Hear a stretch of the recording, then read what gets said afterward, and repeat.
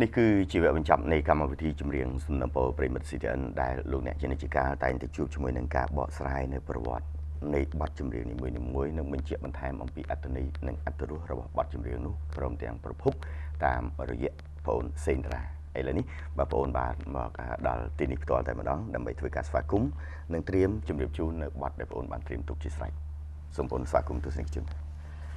បាទសូមជម្រាបសួរលោកពូអ្នកមីងលោកយាយលោកតានិងបងប្អូនទស្សនិកជនទាំងអស់ជាទីរាប់អានបាទនៅថ្ងៃនេះខ្ញុំបាទសេនតារា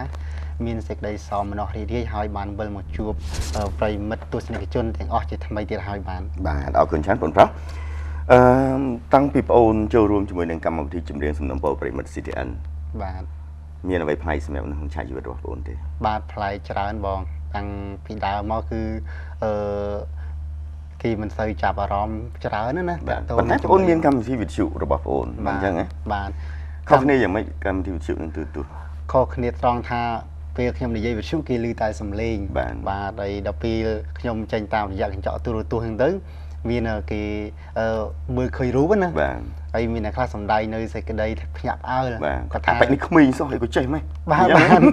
គាត់ថាបងណៃនៅក្មេងសោះហើយកើតក្រោយសម័យប៉ុលពតទៅទៀតផងហើយក៏ដឹងរឿងពីដើមនោះច្រើនជាងអ្នកចំនួនមុនម្លេះបងឆ្លើយតបទៅគាត់វិញបាទនេះខ្ញុំឆ្លើយថានេះជាការស្រាវជ្រាវយើងមិនប្រកាសថាតរកាចំនួនគាត់បានយើងដឹងនេះប្រៀបដូចជាយើងអ្នកស្រាវជ្រាវចំនួនក្រោយអញ្ចឹងគាត់អត់ការតនចំនួនសម័យអង្គរទេតែគាត់ដឹងអំពីថារចនាបថកសាងសម័យអង្គរអញ្ចឹងបាទអរគុណមកខ្ញុំសូមការពារបងអូនតារាបន្តិចនៅចំពោះលោកអ្នកដែលអានបាទសៀវភៅដែលចងក្រងដោយបងអូនសេងតារាមានបទចម្រៀងមួយចំនួនដែលបងអូនធ្វើការស្រាវជ្រាវបាត់ប្រភពដើមមិនអញ្ចឹងណាដូច្នេះបងអូនឮគេថាអញ្ចឹងទៅបងអូនក៏ដកស្រង់ពាក្យថាឮគេថាប្រហែលលេងអញ្ចឹងបាទតែនេះគឺមានបទចម្រៀងខ្លះគឺរកប្រភពដើមអត់ឃើញទេបាទរកមិនឃើញមែនបាទដូច្នេះបាទនេះគឺជាការខិតខំប្រឹងប្រែងមែនតើឥឡូវនេះមុននឹងបងអូនធ្វើការបកស្រាយបទចម្រៀងបងសូមអនុញ្ញាតអានលិខិតរបស់លោកអ៊ំមួយរូបគាត់អាយុច្រើនណាបាទឪពុកបងអូនអាយុប៉ុន្មានគាត់ឆ្នាំនេះដូច64អូខេយើងហៅគាត់លោកអ៊ំចុះបាទព្រោះគាត់ឥឡូវនេះអាយុ79ឆ្នាំហើយអូបាទអក្សរគាត់ស្អាតមែនតើស្ដាប់ណាស្ដាប់បងអានជូនទីក្រុង San Jose ថ្ងៃទី11ខែមករាឆ្នាំ2011ក្មួយតារាជូនបងអូនផ្ទាល់តែម្ដងណាក្មួយប្រហែលជាឆ្ងល់ណាស់មែនទេថាក្មួយមានអ៊ំប្រុសម្នាក់នៅឯនីសមុទ្រឬថាអ្នកណាអីចេះហៅឈ្មោះចំហាក់ដូចជាស្និទ្ធម្លេះគាត់និយាយខ្ញុំត្រូវអានធ្វើម៉េចឲ្យដូចអារម្មណ៍របស់គាត់ណាបាទអ៊ំឈ្មោះកោះថុនកើតនៅខេត្តកំពង់ចាមអាយុ79ឆ្នាំនៅប្រហែលខែខាងមុខនេះអតីតគ្រូបង្រៀនពីសម័យមុនលាចាក់ស្រុកកំណើតតាំងពីឆ្នាំ1980ម្លេះព្រោះមិនចង់មិនទុកចិត្តឈ្មោះគ្រប់គ្រងនាសម័យនោះប្រហែលជារបបគ្រប់គ្រងបាទរបបគ្រប់គ្រងឬយ៉ាងម៉េចមិនដឹងទេមែនណាឡាក់បាទនេះគឺជាការបង្កប់ន័យរបស់គាត់និងសង្ឃឹមថាបានទៅឃើញស្រុកទេសជាទីស្រឡាញ់វិញម្ដងទៀតនាជីវិតចុងក្រោយលោកអ៊ំពិតជាមានសុខភាពល្អមែនគាត់អាយុ79ឆ្នាំហើយសូមលោកអ៊ំបាទរកឱកាសអញ្ជើញមកលេងស្រុកកំណើតលោកអ៊ំអ្នកកំពង់ចាមហ្នឹងស្រុកណាបាទខ្ញុំឧស្សាហ៍ថតទស្សនវិជ្ជាស្រុកជាងដែរនៅខេត្តកំពង់ចាមអ៊ំចូលចិត្តបង្រៀនអក្សរខ្មែរដល់កូនចៅសិស្សនិស្សិតខ្មែររៀងរាល់ថ្ងៃសៅរ៍តាំងពីកុមារតូចដល់មនុស្សពេញវ័យដើម្បីរក្សាអត្តសញ្ញាណខ្មែរកុំឲ្យបាត់បង់គូរូបផាត់ពណ៌លេងស្ដាប់ចម្រៀងនិងព័ត៌មានស្ដាប់វិទ្យុទាំងអស់បាទទូរទស្សន៍ CTN តកដើម្បីសិក្សាកំសាន្តឃើញស្រុកទេសប្រៀបធៀបស្រុកកាលពីសម័យមុននៅក្នុងនោះអ្វីដែលអ៊ំចូលចិត្តបន្តអំពីលំហែគូរូបលេងគឺស្ដាប់បទអត្ថាធិប្បាយសភាអ៊ីនធឺណិតរបស់លោកឆាយានិងក្មួយសេដ្ឋាតាមពិតមិនមែនបងទេណាតាមពិតអូនទេនិងក្មួយតារាក្មួយផ្ទាល់ធ្វើបទអត្ថាធិប្បាយរៀបរាប់អំពីប្រវត្តិចម្រៀងរបស់ក្មួយរៀងរាល់ថ្ងៃសៅរ៍ការនេះធ្វើឲ្យអ៊ំសប្បាយហាក់មើលទៅឃើញអ្វីនៅនឹងភ្នែកអ៊ំមានសភៅក្មួយចងក្រងមាសស្រោបនគរបាទអញ្ចឹងមានន័យថាឈ្មោះនេះគឺឈ្មោះរបស់តារាណាបាទដល់លេខ10អូបាទមានន័យគាត់មានទាំងពី1អ៊ំស្ដាប់ការរៀបរាប់នៅបទអត្ថាធិប្បាយនីមួយបាន 4-5 ដង ហើយតាមរយៈចម្រៀងតាមសេចក្តីសុំរបស់ប្រិមិត្តជាមួយនឹងក្មួយសេដ្ឋាបានសម្ដីថ្មីមាត់នោះអ៊ំសុំសរសើរក្មួយដោយស្មោះអស់ពីដួងចិត្តចំពោះការរົບរុលត្បុលជំរុះសំទោសបាទជំនះចិត្តព្យាយាមរកប្រភពពីចម្រៀងនីមួយៗទាល់តែបានសម្រេចនេះឃើញថាល្អណាស់ហើយចំពោះអ្នកគ្រប់គ្រងទាំងឡាយតែចំពោះអ៊ំផ្ទាល់ស្នើក៏ដាក់ហួងចោលណាបានបើសិនជាក្មួយបន្ថែមលបោយគ្រឿងក្រៅបន្តិចទៀតនោះគឺឆ្ងាញ់ឥតខ្ចោះតែម្ដងគឺធ្វើទៅជា CD ណាមានន័យថាអ្វីដែលបងអូនជួបជាមួយនឹងបងសន្ទនាគ្នាលើកយកអំពីបទចម្រៀងអញ្ចឹងណាបានបឺនជា CD មកណាប្រហែលបទបានមកវល់អញ្ចឹងបឺនជា CD ស្ដាប់មិនធ្វើ DVD ណាជា CD បាទរៀងរាល់បទអត្ថាធិប្បាយណាសូមរៀងពវល់ទៅតាមតិចបានត្រូវរឿងមែនពីបទចម្រៀងនីមួយៗបញ្ចូលបទភ្លេងចម្រៀងនៅក្នុង CD ផងគ្រាន់ទុកជាឯកសារអនុស្សាវរីយ៍លក់សម្រាប់អ្នកចំណូលចិត្តគាត់គូសបន្ទាត់ពីក្រោម2ទៀតណាលក់មិនមែនចែកជូន free ទេលក់សម្រាប់អ្នកចំណូលចិត្តបាទមិនមែនលក់ឲ្យអ្នកអត់ចូលចិត្តទេព្រោះមានប្រវត្តិហើយឮសំឡេងទៀតឱកាសពីថ្ងៃទី1បាទសំទោសបាទពីខែ1ថ្ងៃទី8ឆ្នាំ2011ក្មួយបានលើកយកបទបាក់សីស្លាប់ដែកមកអ៊ំស្ដាប់ណាព្រោះជាលើកទី1ពីរស់ហើយសែនពីរស់គាត់អាយុ79ណាគាត់ទៅស្ដាប់បទបាក់សីស្លាប់ដែកលើកទី1ដែលបងអូនធ្វើអត្ថាធិប្បាយនេះបាននឹងប្រវត្តិហើយបើបាន CD ថែមទៀតនោះពុំដឹងជាវិសេសវិសាលយ៉ាងណាទីក្មួយព្រោះមានរបស់ជាប់នឹងខ្លួនចង់ចាក់ស្ដាប់នៅពេលណាក៏បានការស្នើរបស់អ៊ំនេះបើសិនជាក្មួយមានកម្រងរួចហើយក៏ទុកជាមុខៈទៅចោះនៅទីបញ្ចប់សូមឲ្យទេវតាឆ្នាំថ្មីឆ្នាំសកលឆ្នាំចិនថ្មីឆ្នាំខ្មែរថ្មីសិទ្ធិពលដល់ក្មួយជាទីសង្ឃឹមរបស់អ៊ំបានប្រកបតែនឹងសេចក្តីសុខរកទទួលទានមានបានមិត្តភក្តិកុសកអ្នកគ្រប់គ្រងសន្ធឹកសន្ធាប់ចម្រុងចម្រើនជារៀងរហូតតទៅពីអ៊ំក្រៅត្រកូលដោយក្តីស្រឡាញ់កោះថុនមានលេខទូរស័ព្ទគាត់ទេណាបាទរក្សាលេខទូរស័ព្ទគាត់ហើយនឹងអ៊ីមែលរបស់គាត់ប៉ុន្តែបងអូនចាំសម្ដីរបស់គាត់កន្លែងនេះមួយបើសិនជាក្មួយមានកម្រងហើយក៏ទុកជាមុខៈទៅចុះបាទយល់ប្រយោគហ្នឹងយល់មានន័យថាបើសិនជាខ្ញុំមានកម្រងហើយក៏សម្ដីរបស់គាត់ហ្នឹងក៏មានន័យថាមានបានសម្រេចដែរខុសហើយបងអូនឯងគិតខុសហើយ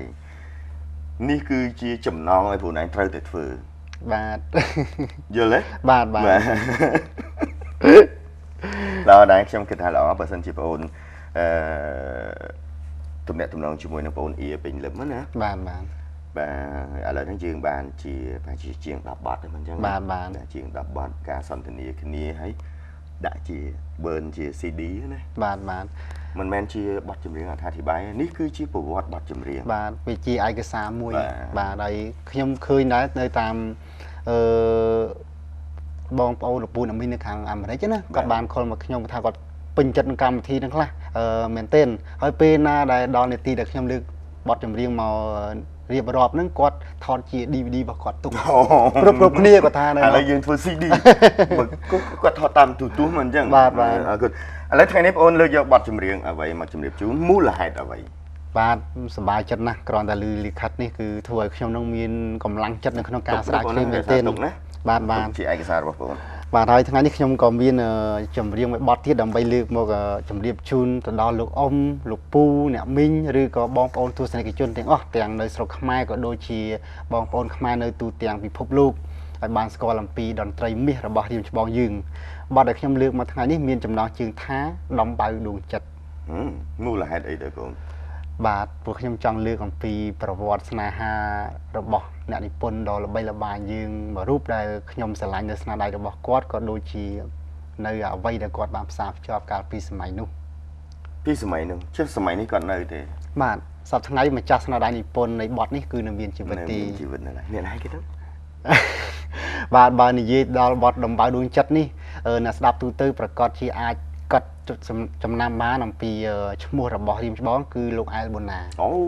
លោកគ្រូអែលបូណា បាទបងក៏ស្គាល់ដែរមិនចឹង គាត់ច្បាស់ណាស់ធ្វើការជាមួយគ្នាតាំងពីឆ្នាំ1993 អូបាទ បាទរហូតដល់ឆ្នាំ2001បានបែកគ្នា បាទ ពួកពេលនោះខ្ញុំបាទទៅអាមេរិក អូបាទ ប៉ុន្តែនៅតែពេលត្រឡប់មកវិញនៅតំណែងតំណងជួបគាត់ជាធម្មតាហើយ បាទ បានពេញការងារនៅ CDN ជាមួយគាត់ដែលគាត់អញ្ជើញមកធ្វើជាមេប្រយោគក្នុងកម្មវិធីប្រឡងចម្រៀងផ្សេងៗ បាទហើយបទនេះគឺជាប្រវត្តិស្នេហាពិតរបស់លោកអែលបូណាតែម្ដងណា បាទលោកគ្រូសេងតារាយកប្រវត្តិលោកគ្រូមកបកស្រាយ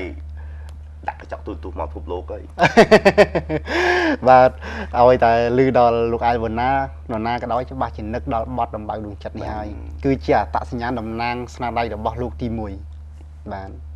បងសួរបន្តិចរវាងអោនារីណាំនួនហើយនឹងដំបៅដួងចិត្តហ្នឹងក៏ជាបទនារីណាំនួនក៏បទរបស់គាត់ដែរ បាទតែនារីនំនួនលើលំដាប់ទី2ទេ ទី2ទេបាទ បាទដំបៅដួងចិត្តទៀតជាអត្តសញ្ញាណប្រចាំតកូលគេហៅថាប្រចាំតកូលលោកអែលបូណាឲ្យតែនិយាយដល់ដំបៅដួងចិត្តគេច្បាស់ជានឹកឃើញដល់លោកអែលបូណាហាក់បីដូចជាយើងនឹកឃើញដល់បាត់ដំបងនឹកឃើញលោកគុំប៊ុនឈឿនអញ្ចឹងបាទហើយសូម្បីតែខ្ញុំមុននឹងចូលនិយាយបទនេះក៏ខ្ញុំបានទូរស័ព្ទទៅសួរគាត់បញ្ជាក់ឡើងវិញដែរតាមពិតទៅខ្ញុំបានសរសេររួចហើយប្រវត្តិបទហ្នឹងក៏ដូចជាស្នាដៃរបស់លោកអែលបូណាណានៅក្នុងសភៅមាសស្រប់នគរភាគទី4បាទ ស្នេហាដំបូងគាត់បានទៅជាដំបៅ ជាស្នេហាដំបូងរបស់គាត់តែម្ដង នារីហ្នឹងកាចណា មិនកាចទេតែ បានដំបៅ រឿងនេះចេះខ្ញុំនិយាយតាមលំដាប់ដើមតូងមកណាកាលលោកអែលបូណាគាត់មករៀននៅភ្នំពេញសូមចាត់ថាលោកអែលបូណាគាត់មានស្រុកកំណើតនៅខាងមុខកំពូលខេត្តកណ្ដាលនៅខាងព្រែកដំបងណាបង ចិត្តគ្នាហ្នឹង បាទហើយគាត់មករៀននៅខាងមហាវិទ្យាល័យដូរតន្ត្រីសម័យហ្នឹងបាទហើយគឺជាកូនសិស្សរបស់លោកមេប៊ុនហើយកំពូលសាស្ត្រាចារ្យបទភ្លេងដល់ល្បីចំនួននោះហើយគាត់មករៀននៅភ្នំពេញទៅគាត់ជួលផ្ទះនៅភ្នំពេញហ្នឹងហើយជួលផ្ទះហ្នឹងគឺ អញ្ចឹងគាត់ធូធាណាឪពុកបងមករៀនភ្នំពេញគាត់សម្រាប់នៅវត្តឯណា បាទធូធាឪពុកម្ដាយគាត់ធូធាណាហើយស្នាក់នៅផ្ទះជួលហ្នឹងឪពុកម្ដាយផ្ទះជួលហ្នឹងគឺជាឪពុកម្ដាយរបស់កូនកំមុំដែលគាត់ឆ្លាញ់ហ្នឹងឯង យោលោកគ្រូកាចមែនលោកគ្រូ ជួលផ្ទះគេនៅក្បែរកូនកំមុំគេទៀត បាទលួចឆ្លាញ់កូនគេបាទគាត់នៅរៀនហ្នឹងទៅហើយគាត់យកប្អូនគាត់ពីរនាក់មករៀនជាមួយផងហើយដល់ពេលមកជួលផ្ទះហ្នឹងគឺគាត់ឲ្យឪពុកម្ដាយនាងហ្នឹងពុកម្ដាយនាងហ្នឹងគាត់ជាអ្នកដាំស្ល បាទ ដល់ពេលគាត់ឲ្យដាក់ខែបាទគាត់ទទួលទានអាហារទៅឲ្យពុកម្ដាយនាងហ្នឹងដាក់ខែជាប្រចាំអញ្ចឹងទៅ បងថ្លៃផ្ទះប្រចាំខែផងបងថ្លៃម្ហូបអាហារប្រចាំខែទៀត បាទហើយកូនអ្នកមីងលោកពូម្ចាស់ផ្ទះហ្នឹងតែងតែយកលើកបាយទៅឲ្យគាត់ចឹងគាត់មកហូបដល់កន្លែងហ្នឹងទៅហើយធម្មតាគាត់ក៏នៅកំឡោះនាងនោះក៏នៅកំមុំហើយធម្មតាបរោះកាលណាដែលឃើញនារីស្អាតតែងតែមានកំណួចស្នេហាជារឿងធម្មតាមិនខុសទេអ្នកនិពន្ធពីដើមប៉ុណ្ណាបាទខ្មុំក្រេបលំអងមិនដែលខ្មុំណាទៅក្រេបស្អីផ្សេងក្រៅពីលំអងផ្កាមិនអញ្ចឹង បាទការពិតហើយដល់ពេលនៅផ្ទះឃើញមុខគ្នារាល់ថ្ងៃហ្នឹងទៅក៏វាបានវិញខ្សែនេត្រាណាទៅជាចំណងស្នេហាដ៏ស្អិតរមួតក៏ប៉ុន្តែសេចក្តីស្នេហានៅក្នុងការសិក្សាគឺគេមានពាក្យស្លោកមួយគេថាមិនខុសពីផ្ការីកនៅរដូវប្រាំងដែលប្រឹងរីកនឹងប្រជែងនឹងកម្ដៅព្រះអាទិត្យគឺឲ្យថាក្រៀមក្រោះអស់សង្ឃឹមណាស់អញ្ចឹងទៅពុកម្ដាយគាត់ពុកម្ដាយនាងហ្នឹងគឺអត់ស៊ីសង្វាក់គ្នាទេ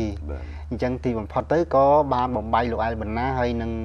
នាងជាកូនកំមុំហ្នឹងឲ្យប្រត់គ្នាតែម្ដងបាទហើយដល់ពេលដែលមានវិបត្តិអញ្ចឹងហើយបានជាលោកអែលប៊ុនណាហ្នឹងបានតែងបត់ហ្នឹងដើម្បីរំលឹកទៅដល់ស្នេហាប្រត់ប្រាស់របស់គាត់ហ្នឹង អញ្ចឹងមិនមែនមានន័យថានារីធ្វើបាបចិត្តគាត់ដល់តបៅទេណា បាទឃើញលោកអ្នកច្រឡំគាត់ណាដំបៅដួងចិត្តហ្នឹងព្រោះថា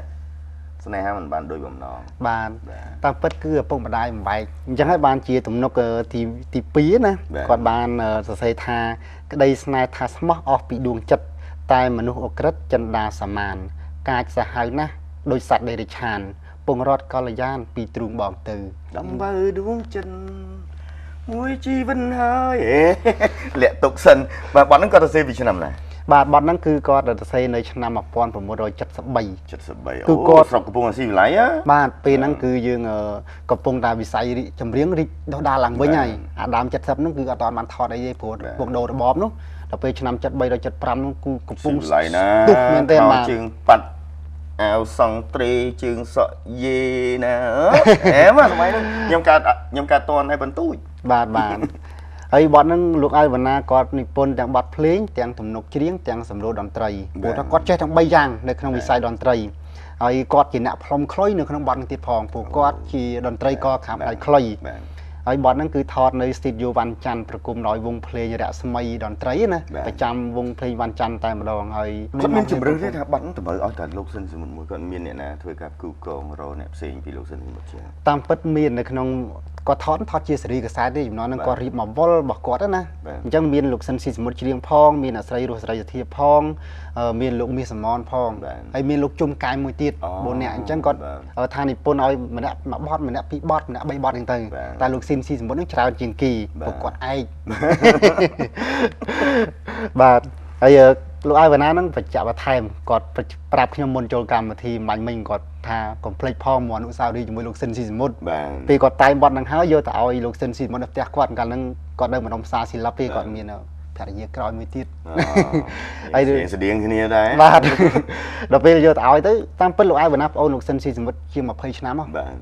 ហើយលោកស៊ិនស៊ីសមុទ្រហៅគាត់ថាប្អូនទេហើយគាត់ហៅលោកស៊ិនស៊ីសមុទ្របង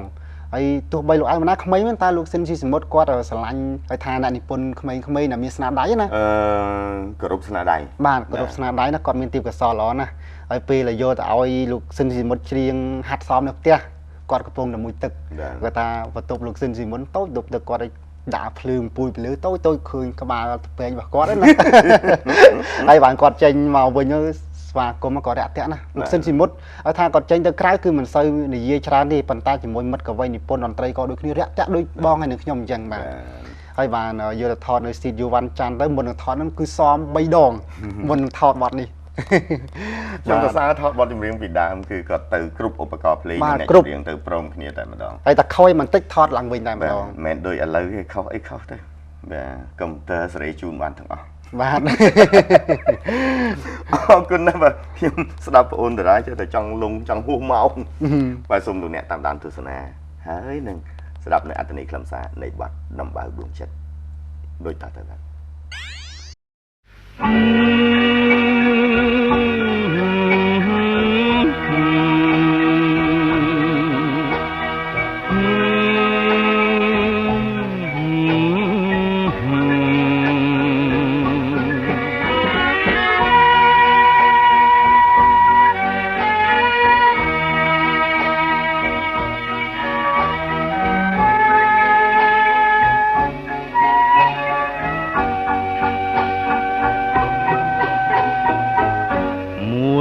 ជីវិតនេះ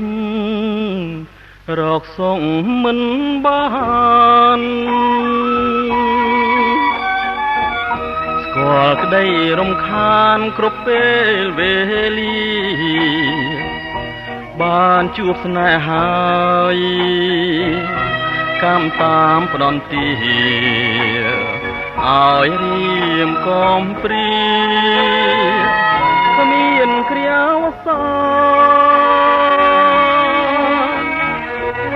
ក្តីស្នេហ៍ថាស្មោះ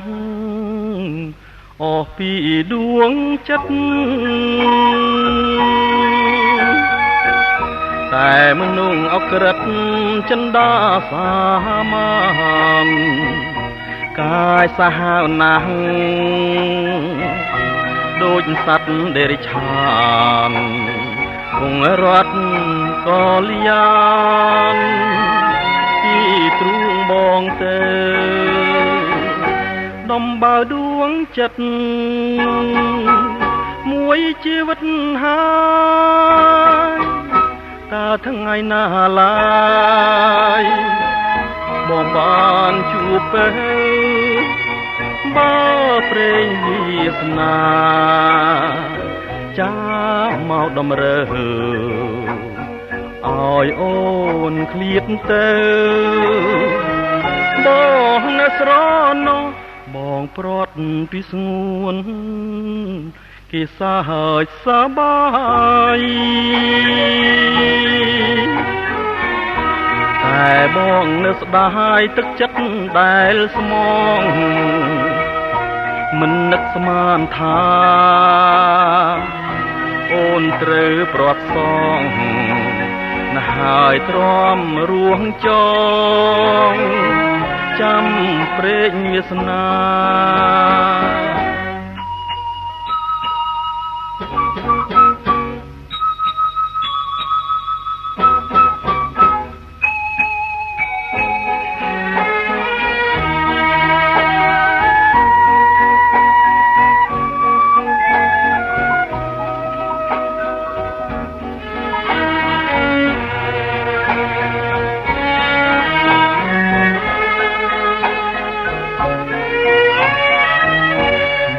ព្រាត់ពីស្ងួន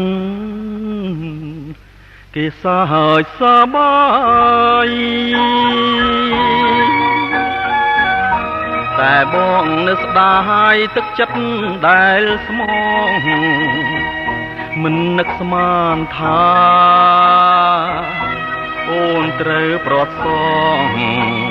ណាស់ហើយទ្រាំរួងចងចាំព្រេងវាសនា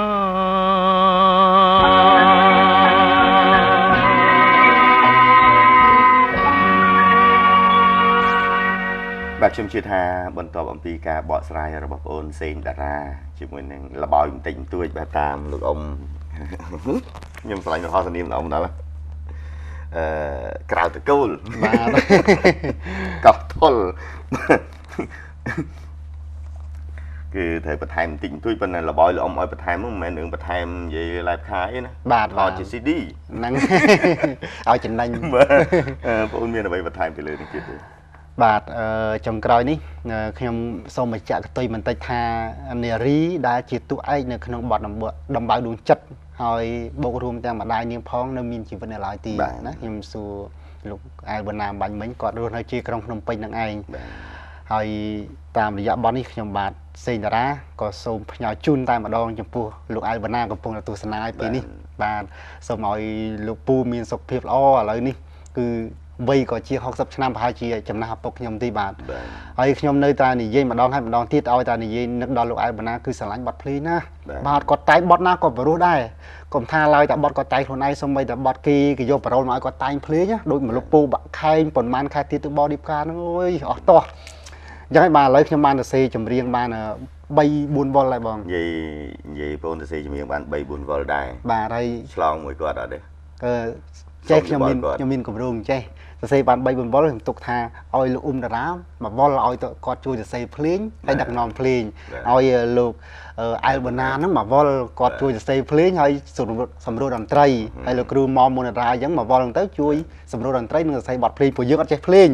អញ្ចឹងខ្ញុំចង់ភ្ជាប់ស្នាដៃរបស់ខ្ញុំទៅនឹងរៀមច្បងអូនតារាបងប្រាប់បងអូនណាបងស្គាល់ច្បាស់មែនតើលោកគ្រូអែលប៊ុនណាលោកគ្រូអ៊ុំតារាលោកគ្រូអូមអ៊ួននិងលោកគ្រូសួងពត្រាដែលគាត់លបោតណាបាទគាត់គួរថ្នាក់ចរាចរណ៍ដាច់ទៅសៃឈាមគាត់លបោតបាត់កាលប្រហែលជាពាក់កណ្ដាលឆ្នាំកន្លងទៅគាត់ច្បាស់ណាស់ព្រោះធ្វើការជាមួយគ្នាតាំងពី92បាទអរគុណការកម្រងរបស់បងអូនខ្ញុំជឿថាលោកគ្រូទាំងលោកគ្រូអ៊ុំតារាហើយនិងលោកគ្រូអែលប៊ុនណាគាត់ប្រហែលជាកំពុងតែរងចាំណាបាទសូមកុំឲ្យយូរពេកណាបាទអូមិនយូរទេខ្ញុំពិសេសស្រឡាញ់ស្នាដៃលោកអែលវណ្ណាណាសង្ឃឹមថាបទភ្លេងរបស់គាត់ដែលនិពន្ធឲ្យខ្ញុំនៅពេលអនាគតនឹងពីរោះដូចចំណន់លោកស៊ិនស៊ីសមុទ្រអញ្ចឹងបាទខ្ញុំជំរាបជូនដល់លោកស្រីអ្នកនាងកញ្ញាបាច់ឆ្លៀតឱកាសទេបទនារីនឹមនួនម្នាក់ចេះតែចោលអ្នកជាងខុសបាទតាមពិតមិនមែននារីនឹមនួនទេបាទនារីនឹមនួនដែលលោកអែលវណ្ណាលួចស្រឡាញ់នារីម្នាក់ឈ្មោះនារីមិនមែនអ្នកគ្រូនារីណាចឹងទេត្រូវបាទត្រូវបាទចាំមើលពេលថ្ងៃក្រោយណាមួយខ្ញុំនឹងលើកបទនារីនឹមនួនមកបន្ថែមទៀតតែមានរឿងរ៉ាវយ៉ាងណាបន្ទាប់ពីដំបៅដួងចិត្តនេះអូខេអរគុណបងចង់ក្រោយលាទស្សនិកជនបាទអញ្ចឹងក៏ចុងក្រោយនេះខ្ញុំបាទសេងតារាក៏សូមអរគុណលោកតាលោកយាយលោកពូអ្នកមីងនិងបងប្អូនទស្សនិកជនទាំងអស់ដែលបានស្រឡាញ់គាំទ្រហើយពេញចិត្តយ៉ាងស្មោះស្ម័គ្របំផុតចំពោះនេតិសំណូមពរបទចម្រៀងនេះហើយខ្ញុំបាទនឹងព្យាយាមកោះកកាយឲ្យតលតែអស់តាមតែលទ្ធភាពតាមពេលវេលាដែលខ្ញុំអាចដំណើរការទៅមុខបានហើយសប្តាហ៍ក្រោយខ្ញុំបាទសេងតារាហើយនឹងបងសិដ្ឋានឹងវិលមកជួបបងប្អូនទស្សនិកជនជាថ្មីទៀតបាទខ្ញុំឥឡូវគេដាក់ឈ្មោះថ្មីមួយទៀតហើយ ឥតសេដ្ឋា បាទ ឈ្មោះថ្មីដឹងឈ្មោះអី ឈ្មោះអីបង អាសេដ្ឋាបាទបើប្រសិនបើការរៀបចំនៅកម្មវិធីក៏ដូចគ្នាបទអត្ថាធិប្បាយនិងកិច្ចសម្ភាសន៍របស់ខ្ញុំជាមួយនឹងបងប្អូនតារានិយាយទៅមានការលឺលួសជ្រុលជ្រោះខ្វះចន្លោះត្រង់ចំណុចណាបាទសូមមេត្តាខន្តីអភ័យទោសដល់ឲ្យយើងខ្ញុំទាំងអស់គ្នាផងព្រមជាមួយគ្នានឹងបាទរីករាយនឹងទទួលនៅការផ្ដល់មតិយោបល់ដើម្បីកែលម្អឲ្យកាន់តែប្រសើរឲ្យកាន់តែប្រពៃព្រោះថា CTN បាទគឺជាទូរទស្សន៍មួយទទួលបានការគ្រប់គ្រងអំពីសំណាក់ទូរទស្សនិកជននៅជុំវិញពិភពលោកផ្ទាល់តែម្ដងការបំពេញកិច្ចការបាទរមែងតែងតែមានការខ្វះចន្លោះមានតែលោកអ្នកតែប៉ុណ្ណោះដែលជាកញ្ចក់ឆ្លុះបញ្ចាំងអ្នកបំពេញភារកិច្ចនៅក្នុងកម្មវិធីនៃទូរទស្សន៍ធ្វើត្បិតតែទូរទស្សន៍គឺជាកញ្ចក់ឆ្លុះបញ្ចាំងនៃសង្គមក៏ពិតមែនក៏ប៉ុន្តែកញ្ចក់ទាំងពីរត្រូវឆ្លុះទៅឆ្លុះមករវាងគ្នានឹងគ្នាដើម្បីទៅរកភាពដ៏ល្អប្រសើរសម្រាប់សង្គមជាតិរបស់យើងអរគុណនៅក្នុងពេលនេះខ្ញុំបាទនិងបងប្អូនសេងតារាសូមជម្រាបលា មិននឹកស្មានថាអូនត្រូវប្រត់ស្នងហើយទ្រាំរួមចោចាំព្រេងវាសនា